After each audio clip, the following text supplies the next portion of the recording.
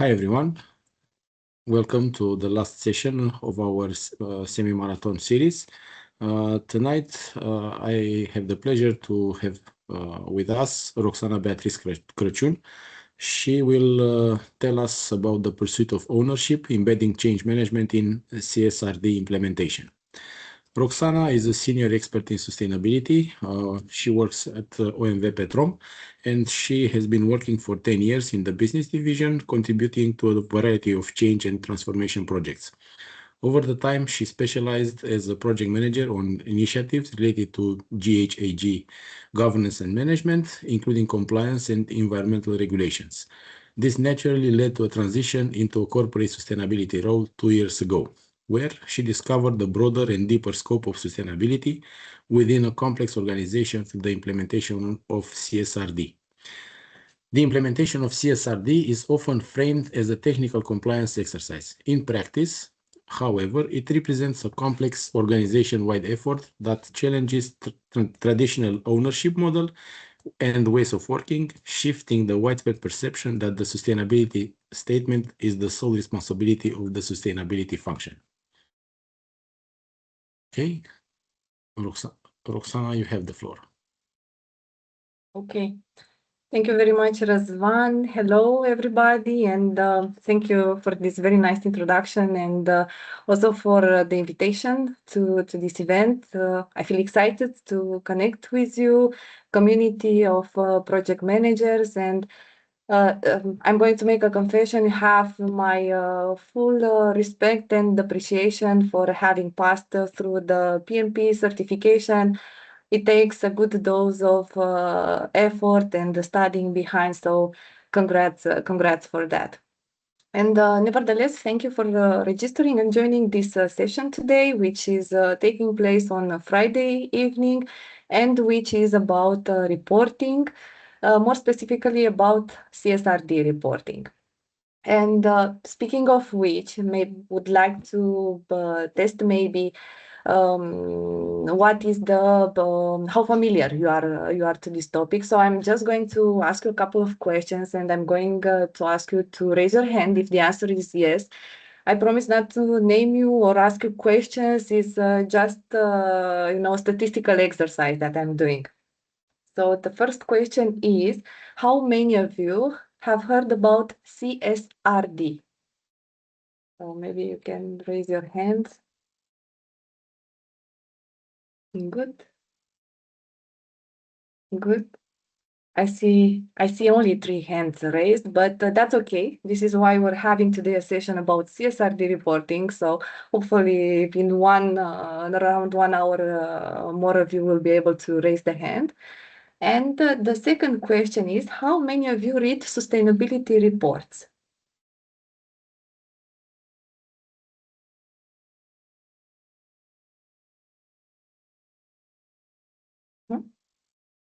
Okay. Okay, so again, maybe this is something that that will be different afterwards, after our session. Good. Then I'm just going to share my screen, and I think that we can jump into our presentation. Just a second. Okay. So I think it's working now. Okay. Yeah, it's visible. Good. Good. Thanks, Răzvan. Good. So the first question was if you heard about CSRD. So I'm going to kill the suspense and tell you already what CSRD stands for. And CSRD is basically stands for Corporate Sustainability Reporting Directive.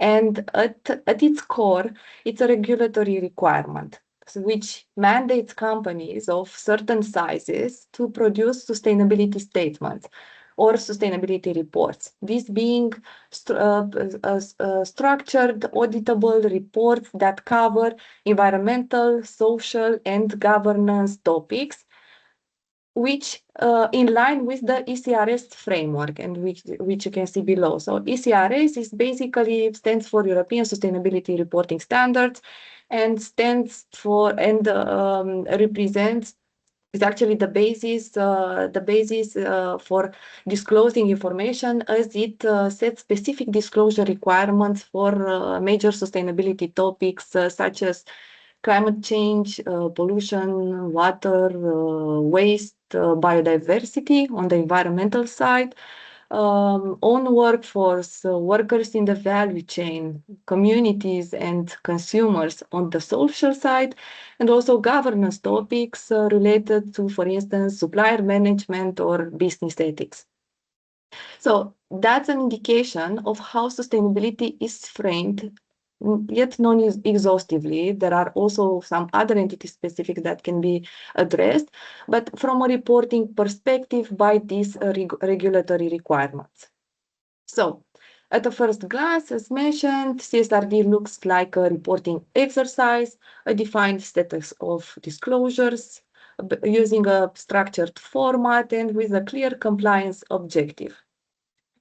And producing the report is the visible output of this project. However, you should know that there's actually quite an amount of effort that lies behind it, because the information that it is included in the sustainability statement and which is required by CSRD does not sit in one place, and does not belong to only one team, which is commonly associated to the sustainability department.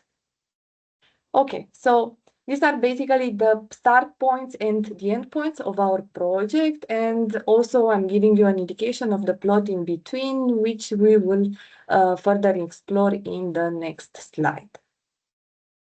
Good. So once the CSRD was implemented and published, of course, being a company in scope of application, and we started to understand and to look into what CSRD requires actually. So after understanding what we should deliver, the next step was to set up a project in a structured way. So from a project management perspective, all the key elements were defined in the initial phase.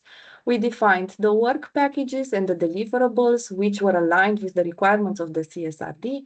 A clear project organization with including, we defined the roles and responsibilities on a granular level and on work package level, a detailed timeline with milestones and dependencies, and also we did a comprehensive stakeholder mapping in order to identify the contributors that should be involved and the functions that should be involved in this process.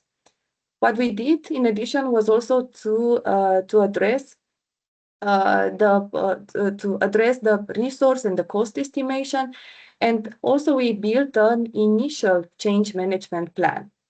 So I would say that the project overall was well defined, it was well structured, and it was properly resourced.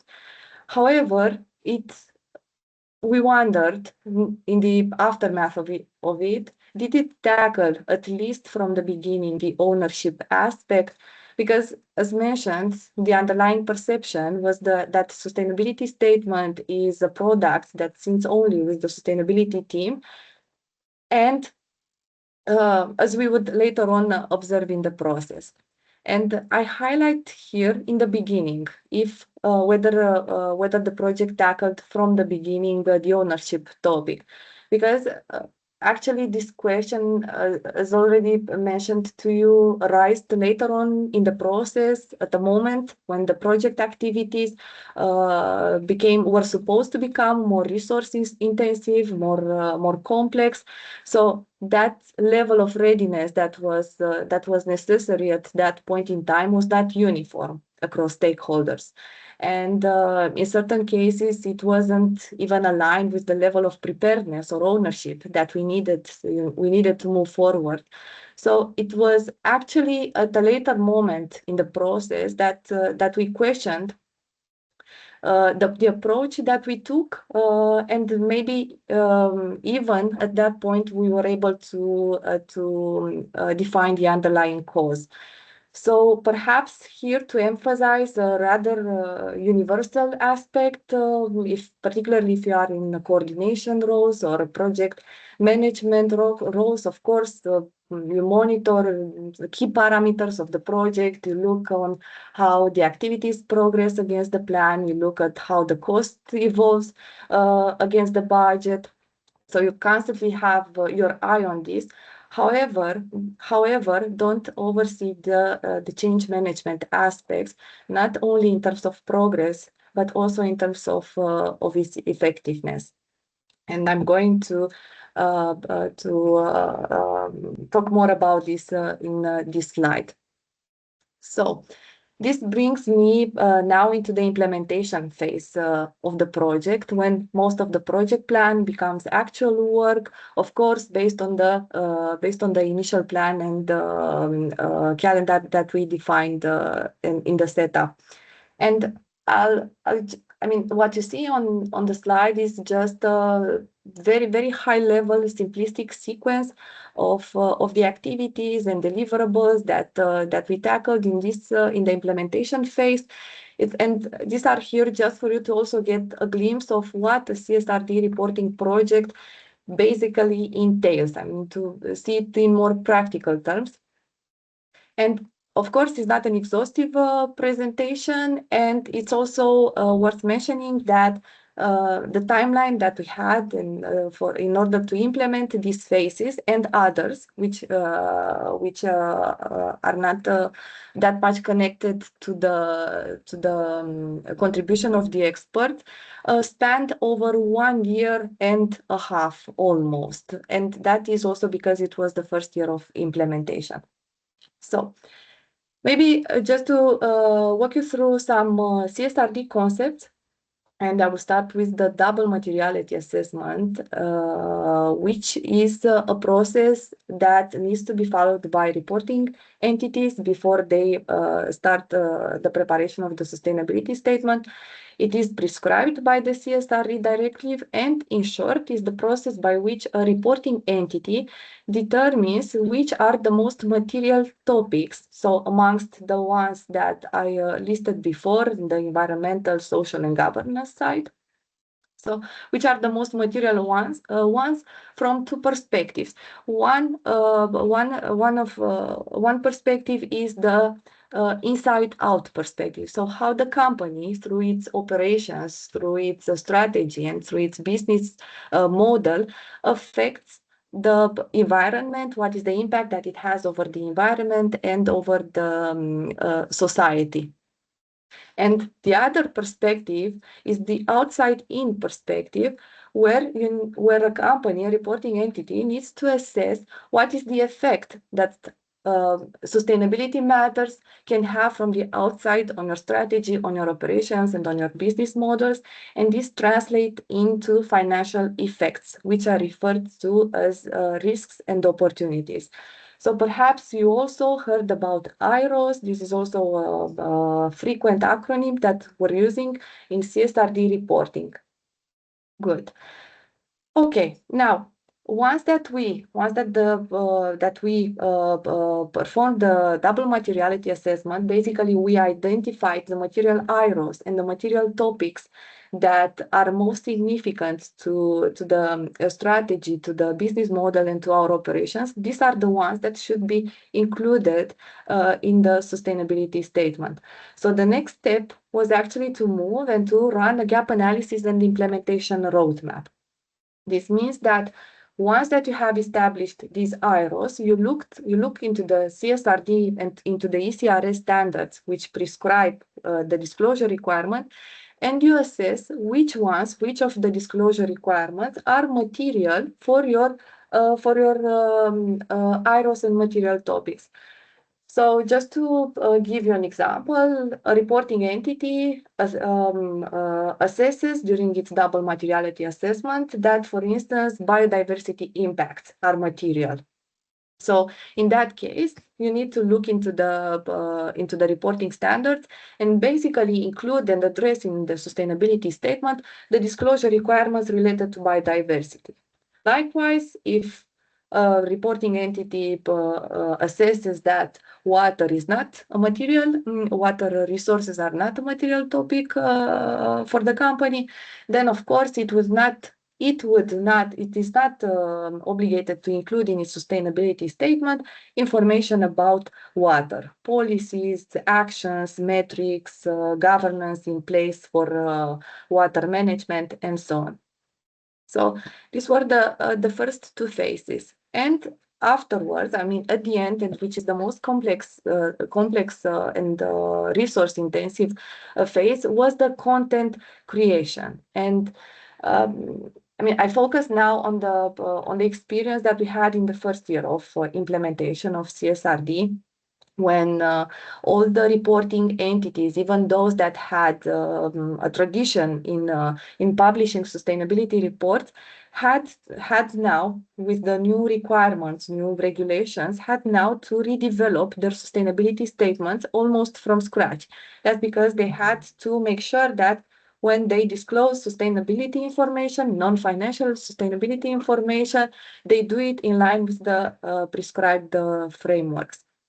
So basically, this is the stage where inputs from different functions, data, analysis, judgments, all of these are brought together and transformed into report content. Now, there's also an essential aspect in sustainability reporting, and it does not cover only the content creation part. I'm referring here to the audit. Basically, all information that is included in the sustainability statement is externally audited, which means that all the statements must be evidence-based, the data must be traceable and documented. Assumptions and judgments must be justified. So there is quite a lot of effort also behind in order to run this audit and get the opinion at the end from the auditors. Good. So I'm now going back a bit to the change management part, because as we moved into the gap analysis and into the implementation phase, this is where we started to become more aware about some patterns when it comes to the involvement of the stakeholders. So at that point in time, so somewhere in between the gap around the gap analysis and implementation roadmap, the involvement of different functions was rather approached as an on-spot contribution rather than through ownership. So we were still, and also I think that in our strategy, we were still primarily focused on supporting the organization to increase their understanding of the ECRS requirement, to strengthen their knowledge. But however, this approach, we would discover later on, helped increase understanding, but did not address the core issue, which was building ownership. And this is the point. I mean, at this point in time, we decided that we need to adjust our change management strategy and be more explicit, more intentional, and more targeted about what we need to achieve and what we need to obtain from our stakeholders. So how did we do this? We started with a diagnosis of the situation per stakeholder groups and identified the patterns. So there were some stakeholders were highly proactive and naturally taking ownership. Others were engaged but still dependent on guidance, and some approached their involvement more, as mentioned, as an on-spot contribution rather than ongoing responsibility. And that was because of different underlying causes, starting from insufficient understanding from early phases to insufficient availability, competing priorities, CSRD responsibility coming on top of existing responsibilities in the function. And also because of low perceived relevance. So how important is this topic to my core activity?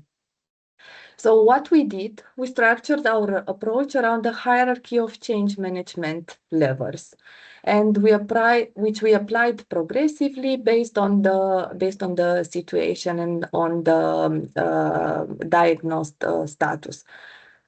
We continued to increase support on that matter, including to assure external support, external consultancy support, but positioned ourselves rather as sparring partners and not proactively rather as advisors or proactively driving the content creation. Continuous adaptive engagement. We established dedicated meetings and touch points based on the needs and tailored communication. We started initially with some general communications, some jour fixes, regular touch points with a larger audience. However, it was also that we received the feedback that there are too many meetings, that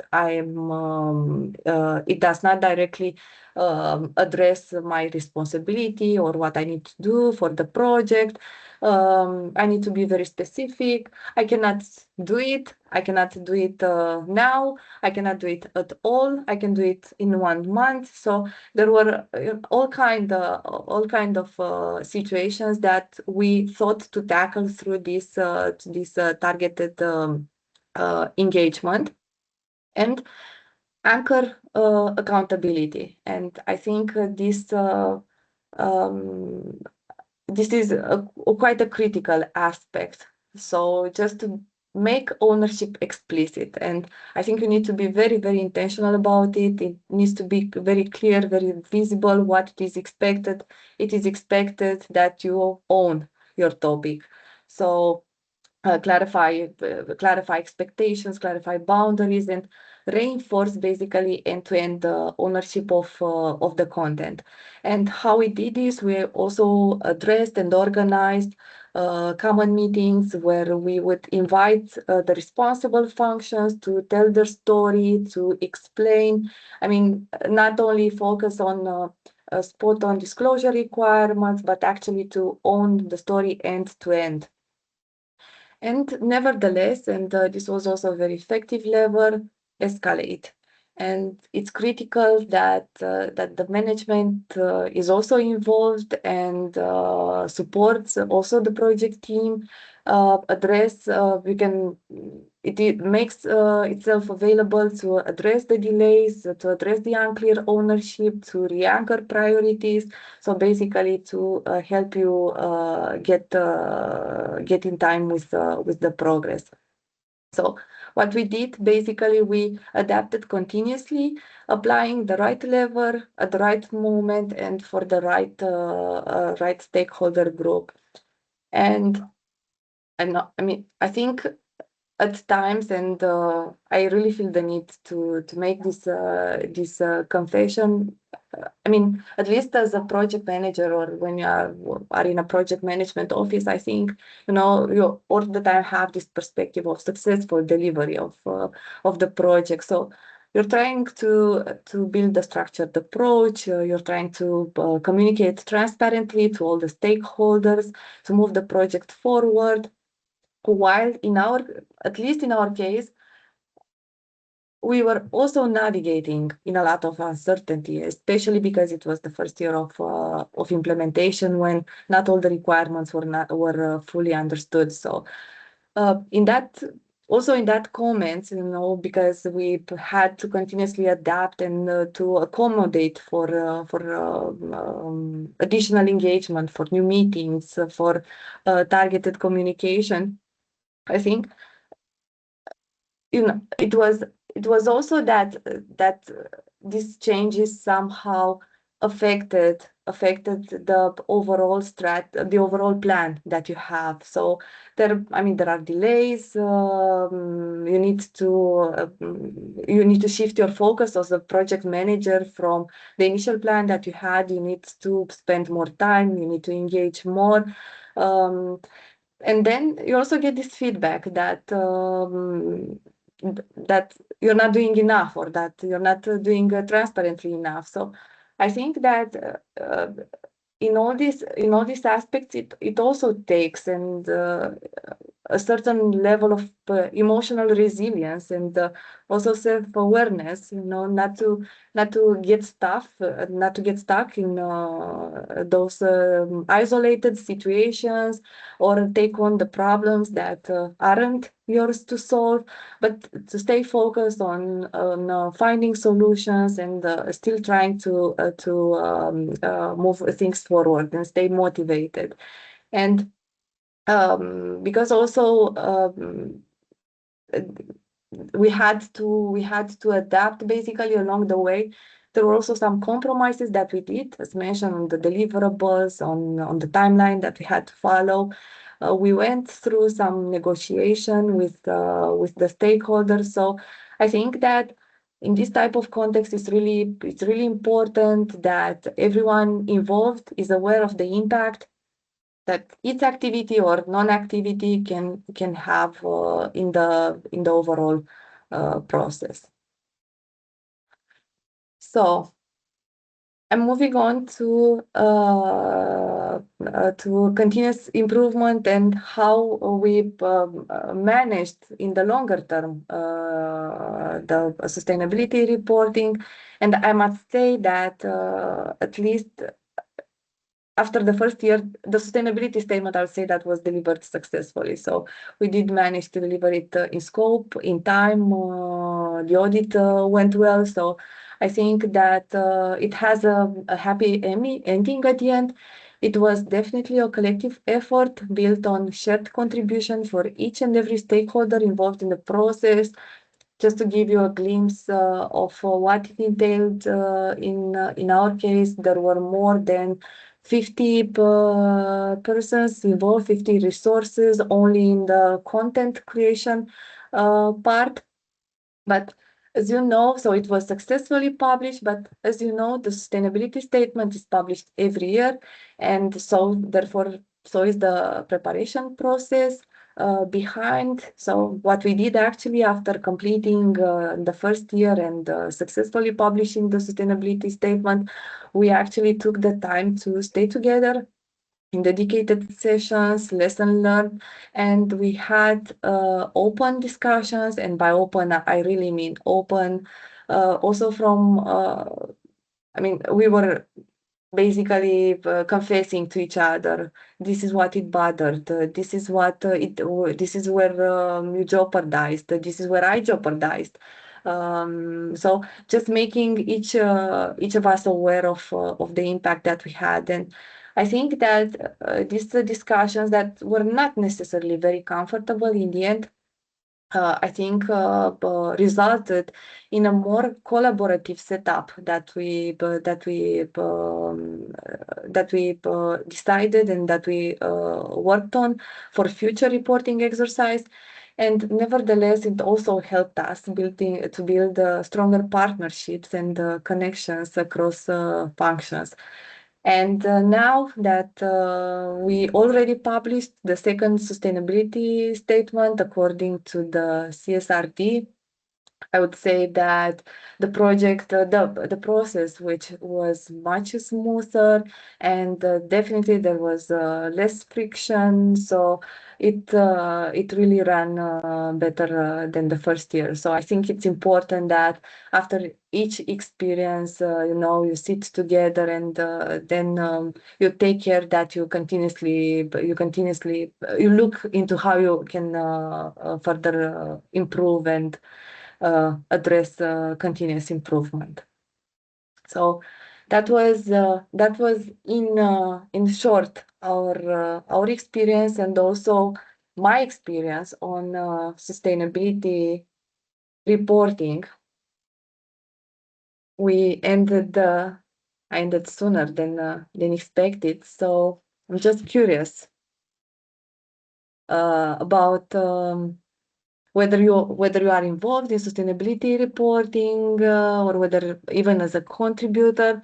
And actually, I'm also more curious in learning what is your change management perspective and the change management experience in the projects that you're managing or contributing. Anyone? Or maybe Răzvan, if Yeah. there are any questions, maybe. Yes, I have one question, even though the answer might be straightforward. Do you think is any connection between getting involved in such a project, in implementing sustainability projects, related projects, and the maturity of one organization? So Răzvan, I think sustainability related projects, that's quite can mean a lot of things, but to stay on the CSRD implementation part, I think that yes, it has to do a lot of it has a lot to do with the complexity and with the maturity of the organization. And I think in today's presentation, I only stayed on the surface of what CSRD reporting entailed, because in reality, actually, when you do this kind, when you implement CSRD, there are many, many dimensions and aspects that you need to look into, and actually you go deep into the governance and operating model of a company. So you need to look. That's the output. But before you get to the output, you need to look in the processes that you have. You need to look into the systems that you have. You need to look into the policies, governance that you have. So I think that, the more mature the governance model is, I think the better you are positioned to address at least the CSRD reporting project. And to be honest, I thought about, for instance, now CSRD, you might know that it is already being simplified. The reporting standards are being simplified. As we speak, we are waiting for the simplified standards to be adopted. But at least in the beginning, even for a mature organization, it seemed so overwhelming in terms of complexity and the difficulty and depth of the requirements that I couldn't help to wonder how are smaller organizations managing it. How fit are they as companies to tackle everything that it is required? Because it starts with the double materiality assessment, which I shortly touched upon before. You need to determine which are your material topics. So regardless if you're following a top-down process or a bottom-up process to determine your materiality, you still need to run quite a comprehensive and thought through analysis of all your operations, of your strategy, of your operating model. And then you need to look, okay, that's an important topic, that's a significant topic for my for the activity. Do I have the right policies in place, for instance? Do I have the right commitments in place? Have I set any monitoring systems to track or to monitor my impact? Do I carry out any activity to mitigate or to advance my impact? So yeah, it has to do a lot. It has a lot to do with the governance, and I think the more mature the organization is, of course, also the more complex it gets. But I think you are also better fit to address the requirements. Okay, I don't know thank if you. I addressed your question. Yeah, you did. I have another question that is somehow related with my first question. So CSRD is applicable only to domain-specific companies, or is it applicable to all companies? If I work in utilities or in oil and gas, should I be concerned about, or should I take into consideration to implement such a project, CSRD-related project, or if I am a software development company, I am also eligible for such a project? So CSRD, the CSRD, so the directive actually stipulates certain criteria for the companies that are in scope for reporting. And there was actually the initial directive came with this progressive approach. It defined basically the companies in scope in waves. So it was the first wave of companies, which were companies with that met certain criteria, such as net turnover, such as number of employees, and I think there was another one which I will remember it. So there were three criteria: that for sure turnover, net assets, and number of employees. So companies, and also that are also public listed. So companies that meet these criteria were falling into the first phase of reporting. There was also the second phase, which of course included companies of a smaller size and which are not listed. And there was also a third way, which I think it was applicable for small and medium enterprises. Now, being a directive, of course, that it was also transposed into the national legislation. In Romania specifically, there was an order through which this directive was adopted. And in the meantime, what happened also, because there were voices and feedback that the CSRD for the first wave companies was a complex exercise and required a significant effort.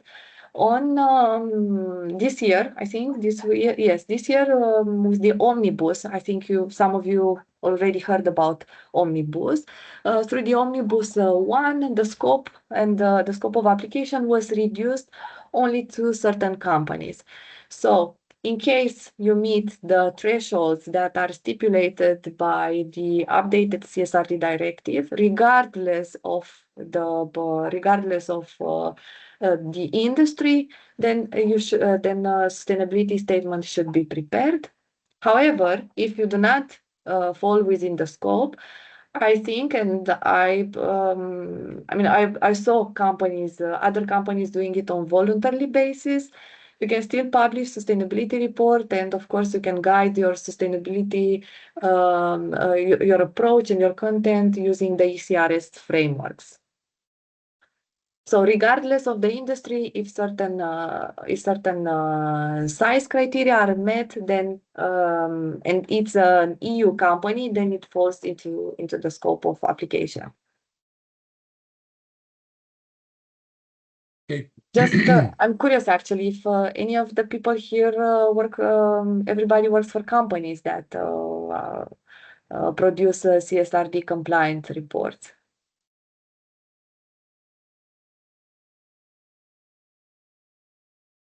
I see a hand raised. Juana. Yeah. Juana, do you want to share with us more details about this? Hello, everyone. In terms of the things that were said by Roxana, I want to mention that I work in the same company, so I share the same thoughts. And by the way, thank you, Roxana, for the presentation. Great stuff. In terms of omnibus, we are waiting, and we are also waiting for the final simplified versions of the standards and see what challenges we will have there, because we do expect challenges. Of course, in a more positive way, I would say that also the first year implementation with the very complex CSRS standards will help us a lot. And yeah, I don't know what else to say. We are waiting for the challenges. Yeah. I have another question for the other participants which are not from Romania. if they know or they have any information about any company that is implementing requirements of CSRD in their countries. Because I see people that for sure are from Hungary or from Bulgaria or even from North Macedonia. And I'm just curious.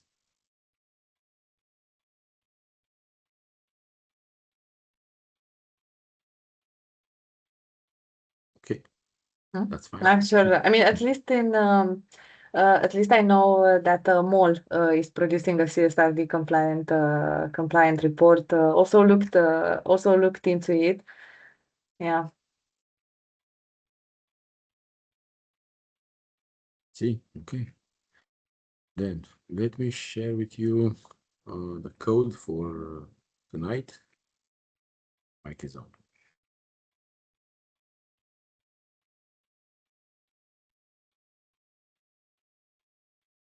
So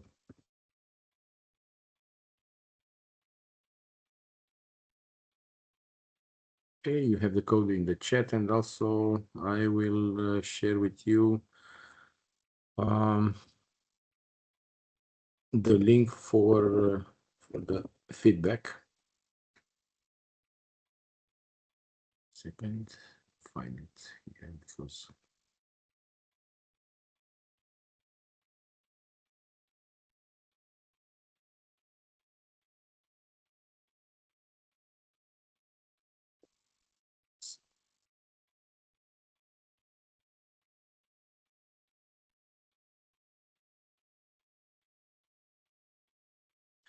okay. Is anyone willing to address any other questions or is curious about this topic? I know that it's Friday evening. It's the last day of the marathon. For those of you who were with us the whole week, I'm sure that it consumed a lot of your time and energy, especially after the whole day at work. But I hope that it was worth it. So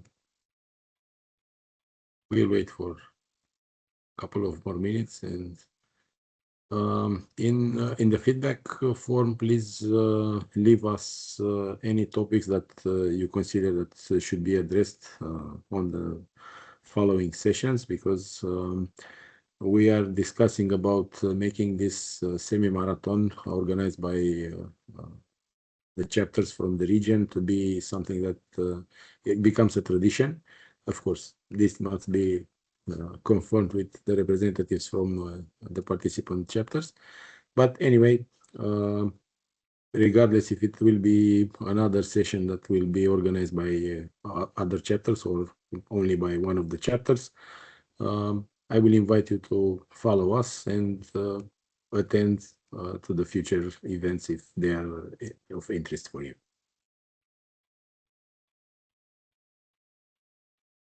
Okay. Thank you very much for your time. I wish you a great weekend. And I hope to see you at the future events. Have a Thank great you also evening. from my side. Thank you very much for the presentation. Thank you. Bye Yeah, bye. Monica, Thank you. Bye-bye. you had your hand raised. Thank you, man. Okay. See you.